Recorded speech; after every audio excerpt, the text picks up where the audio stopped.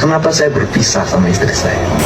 Saya waktu nikah dengan almarhum istri saya, karena istri saya yang pertama meninggal, yang kedua pergi, Pak. Saling pergi lah. Enggak. Kenapa dia pergi? Karena dia ada pilihan yang jauh lebih baik dibanding saya. Sederhana. Kan gak ada masalah. Enggak ada masalah kan? Satu ruangan gemuruh teman-teman mendengarkan pidato Kang Deddy Mulyadi, yang mana Kang Deddy bicara soal mantan istrinya nih, ya, yang sedang ramai banget. Mantan istrinya minta bantuan ke Kang Deddy Mulyadi. Ada apa ini? Khusus kepada Kang Deddy Mulyadi, terima kasih ayahnya Niyang. Ambu Ane beri peringatan halus namun tegas kepada Kang Deddy Mulyadi. Ia menegaskan bahwa Nihyang tidak membutuhkan ibu sambung, karena ibu kandungnya masih ada dan selalu hadir. Ibu Nihyang cuma saya, ucap Ambu Ane dengan nada mantap. Warganet langsung ramai beri dukungan dan pujian atas sikap tegasnya. Supaya masyarakat Indonesia tahu, Bu, apa betul KDM itu kadang-kadang penceritaan. Menurut Ibu, bagaimana sih pandangan Ibu seorang KDM yang dia termasuk manusia yang lebih, Bu?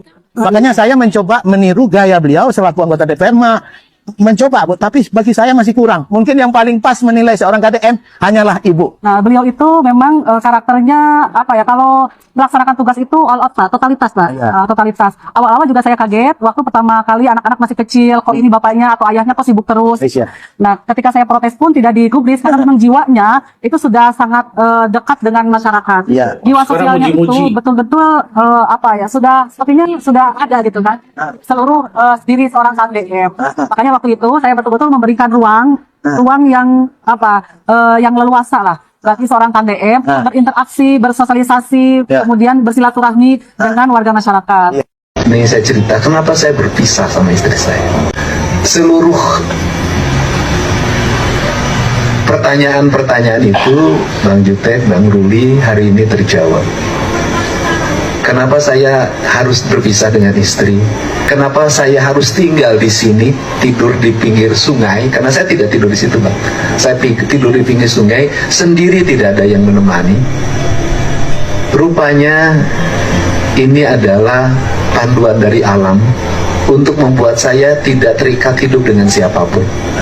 Untuk membuat saya, bahkan kenapa saya harus berhenti jadi anggota DPR lagi enak-enak.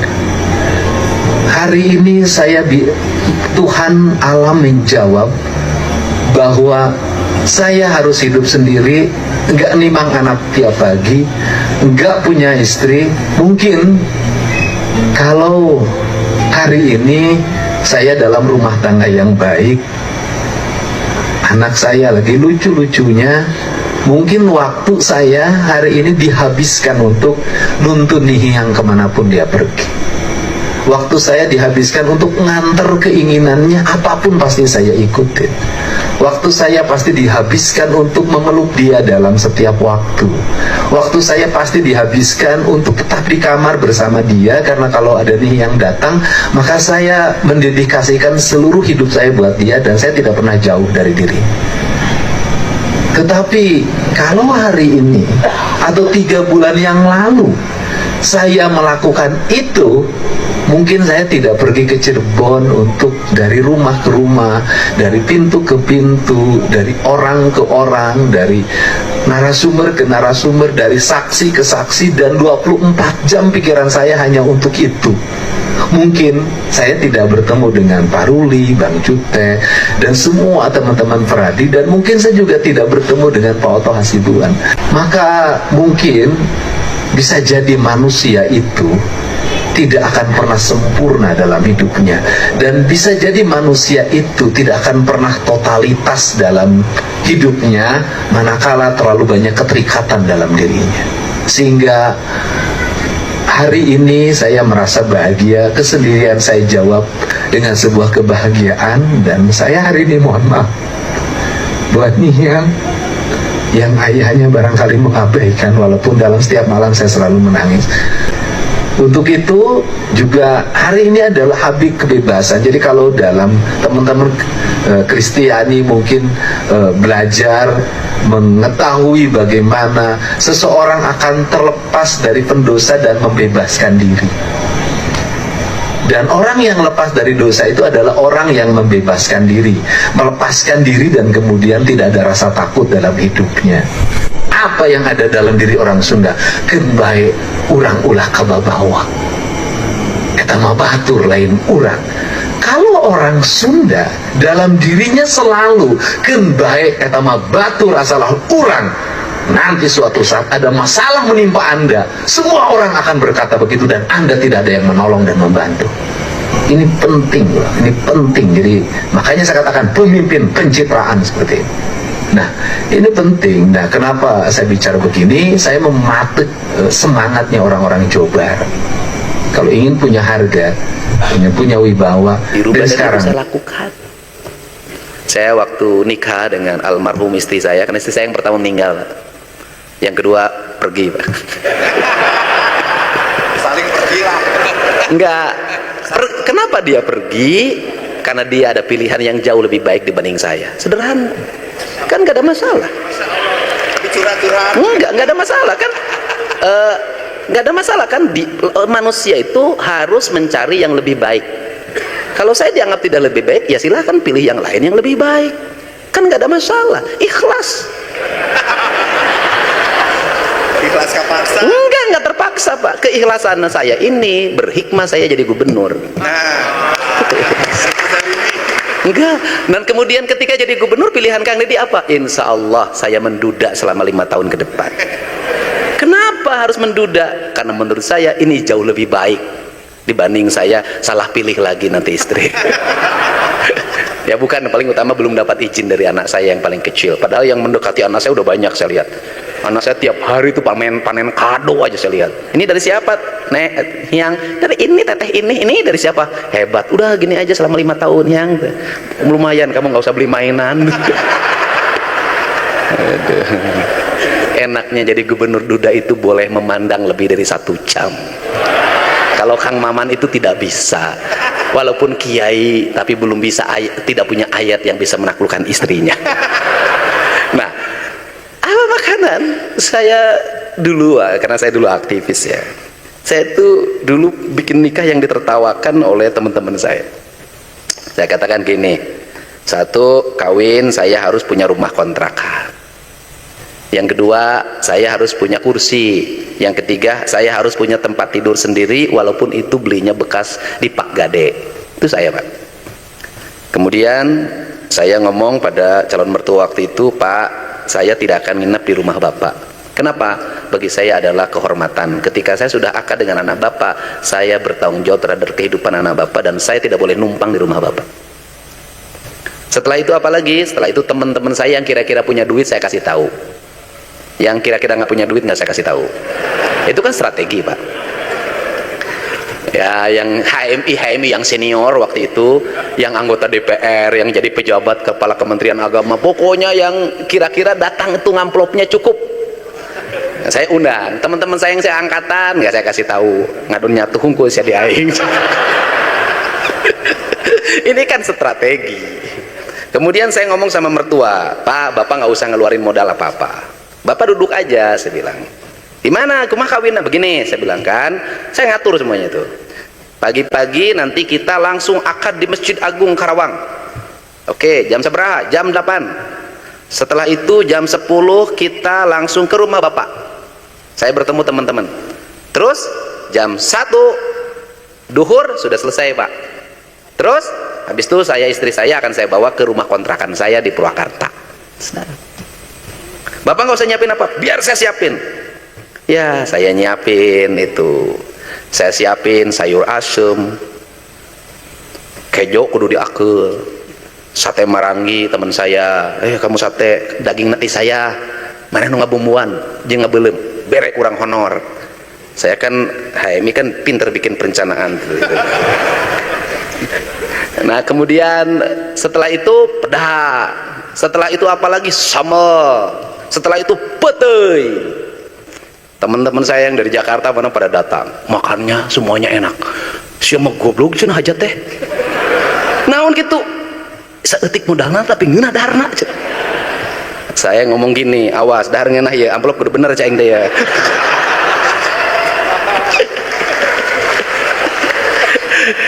Ya lumayan tuh, modal sedikit hasilnya banyak. Awas nih, mertua nggak boleh ngambil nih amplop nih. Saya bilang saya punya modal. Batu pas saya sok lampek lah, jangan itu saya beres dari situ. Alhamdulillah besoknya saya beli motor untuk modal dagang beras. Itu Pak. Jadi yang ini aja harus dirubah. Saya mau bikin surat edaran, pasti diprotes. Sudahlah, anak-anak Gen Z ini yang sekarang menikah ini, sudahlah. Kalau orang tuanya nggak mampu, nggak usah maksain diri hajatan, segala macam, nggak usah. Pagi-pagi datang ke KUA, akan sore sudah pulang, besoknya sudah dagang lagi. Itu cara. Kenapa? Cina Pak tidak akan ada seperti sekarang kalau tidak punya perilaku yang hebat seperti kebudayaan mereka. Dan bertahannya hari ini yang paling menarik adalah saya banyak menyelesaikan problem ini karena orang Jawa Barat banyak menjadi pengantin pesanan. Nah, apa problemnya? Bayangin, perempuan Cina itu hari ini karena jumlahnya makin sedikit, laki-laki makin banyak, itu menjadi seorang yang punya daya tawar yang sangat mahal. 500 juta itu nggak berarti di sana. Kenapa? Karena biaya hidup sangat mahal, dan menikah dengan orang Cina biayanya mahal. Karena menikah dengan orang Cina biaya mahal, yang jadi korban adalah orang Jawa Barat. Kenapa? Karena orang Jawa Barat begitu dengar nanti di sana nikah maharnya 100 juta, mangkat. Dan ada agennya. Kenapa orang Jawa Barat terjadi seperti ini? Mindset. Kenapa? Orang Jawa Barat kajen teuing tekor asal soho. Dirubah. Dengan satu pilihan menurut saya ini penting. Banyak orang yang bangkrut gara-gara pesta, tapi tidak pernah orang yang bangkrut karena anaknya sekolah. Nggak ada. Sehingga sekolah itu tidak ada rumusan kaya dan miskin.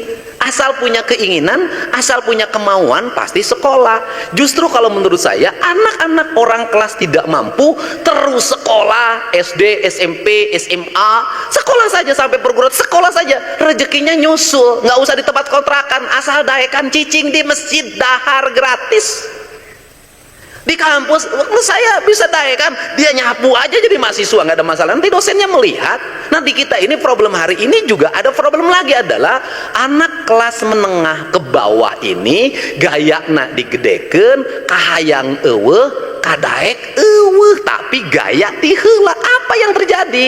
Problematika kriminal, problematika apapun hari ini, anak balapan, narkotika, tawuran, posek bebas, semuanya hari ini adalah menimpa anak-anak kita kelas menengah ke bawah.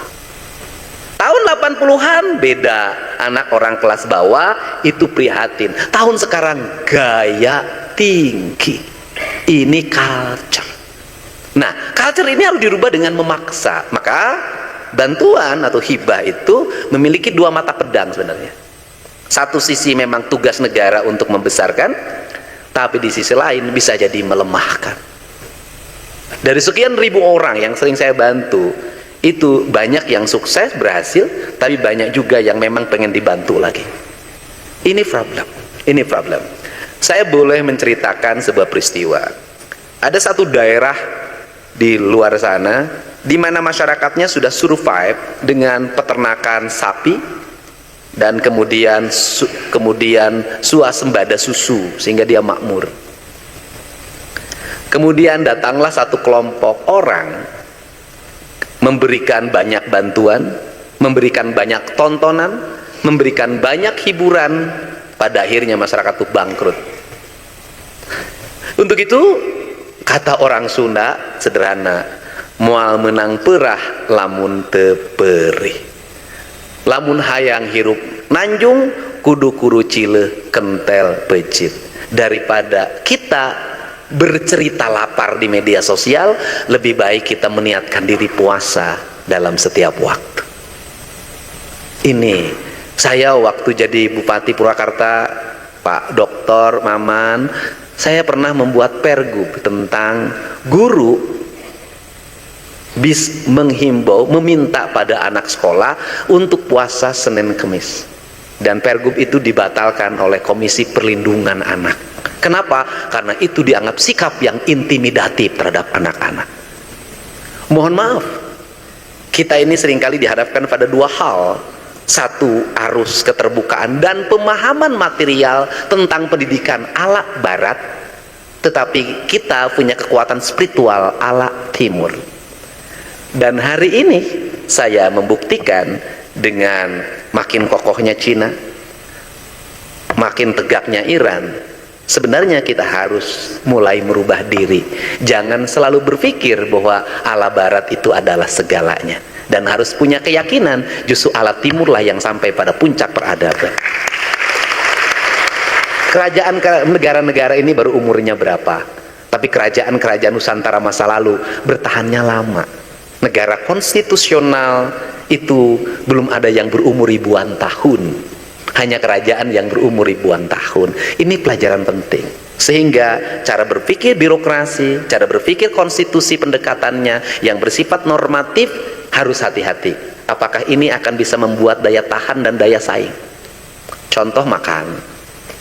Assalamualaikum warahmatullahi wabarakatuh, teman-teman semua. Tadi kita sudah menyimak pidato Kang Deddy Mulyadi, luar biasa ya teman-teman, yang mana di situ banyak sekali para menteri, para ustadz ya, yang mana Kang Deddy sedikit ya cerita tentang kenapa sih Kang Deddy bisa pisah dengan mohon maaf, mantan istrinya. Ya, ini sudah jelas bahwa Ambu Ane ingin mencari yang terbaik. Tapi salah juga ya teman-teman, kalau emang nyari yang terbaik, kenapa gitu ya nggak dari dulu gitu bareng-bareng gitu ya. Padahal Kang Deddy sudah berjuang dengan sekuat tenaga ya, Kang Deddy sudah melakukan yang terbaik ya. Harusnya coba aja lebih sabar lagi waktu dulu ya. Tapi apa sih, semua kejadian ada hikmahnya ya teman-teman. Berkat Kang Deddy, hikmah dibalik itu Kang Deddy sekarang menjadi gubernur ya, bahkan tanpa beban ya, tanpa ada halangan ya, seperti itu ya teman-teman. Coba kalau misalnya mungkin kalau masih bersama, mungkin Kang Deddy ada penghalang atau gimana ya teman-teman ya. Tadi Kang Deddy sudah menyatakan itu bahwa pasti ada hikmahnya ya teman-teman dibalik itu semua. Dan mirisnya sekarang Ambu Ane ya memuji-muji Kang Deddy Mulyadi, menyebutkan di ya benar-benar totalitas untuk rakyat dari dulu. Ya emang benar ya, dari dulu Kang Deddy seperti itu ya. Entah ada maksud apa ini ya, Ambu Ane memuji mantan suaminya yaitu Kang Deddy Mulyadi. Ya kita doakan aja yang terbaik ya teman-teman.